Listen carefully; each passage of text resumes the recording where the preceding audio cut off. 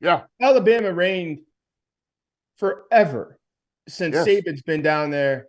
Up comes Georgia. Yes.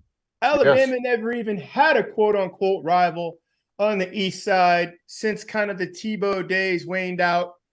And it's Sure. just like they had to handle business on the west side, handle that just SEC title game, mere formality, Sure. get on with it. Georgia met the challenge, made the Yeah. necessary offseason changes, made the coaching changes, made the recruiting changes, made the dedication, really admin down. And then here comes Michigan.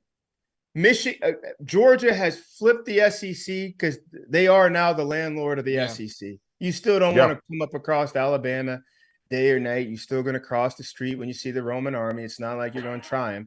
Mm-hmm. Are we not possibly seeing that in the Big Ten now? Has the landlord office now moved up there to Ann Arbor now? In much as how Georgia has done that with Alabama, accepting the challenge, then you got to go head up with them. And this is the second year they've now done it. Can we now say that the landlord office is now in Ann Arbor? Here's the thing: is I think that Ann Arbor I think Michigan needs to take that next step when you're talking national stage. National. Because here's the There we thing: go. like Ohio State still to this day shows up nationally. I mean, they beat a really good Oregon team last year in the Rose Bowl. Yep. They did win a national title with their third string quarterback. Yep. Yeah. Beat Clemson in the playoffs. Beat Bama in the playoffs.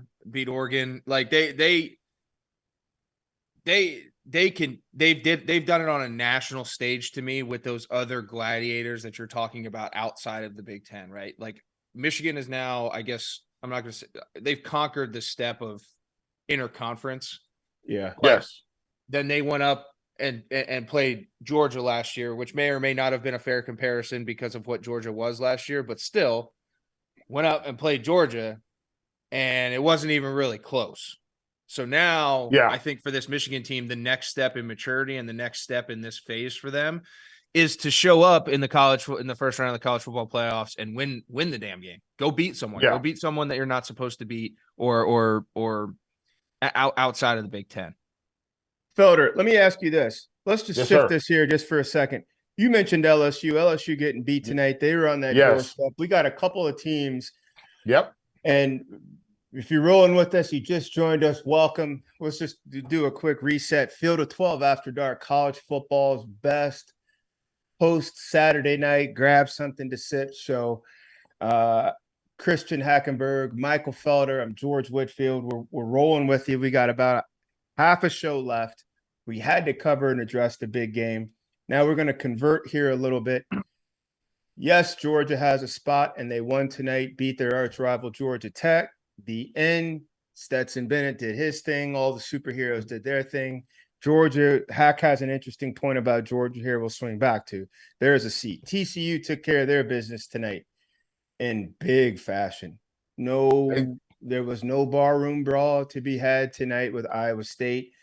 Took their head off, got on back on the bus, and got home as fast as they could. Fort Worth is buzzing this evening. There's 2 seats. Michigan settled the game. There's 3 seats. Now, when we come down to it, there basically was 3 teams, fellas, that all ironically have national championship legacy in the modern era. 2 of these teams more recent than others.